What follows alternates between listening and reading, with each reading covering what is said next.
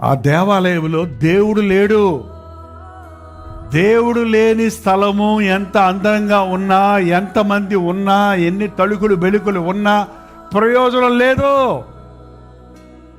దేవాలయంలో ఉండవలసింది దేవుని సన్నిధి.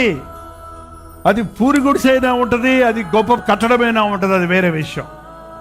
కానీ ప్రభువు లేనటువంటి ఆర్భాటాలు అట్టహాసాల వల్ల ఎటువంటి ప్రయోజనం ఉండదండి. ఈ లోకంలో జరిగే కాన్సెప్ట్స్ చూడండి,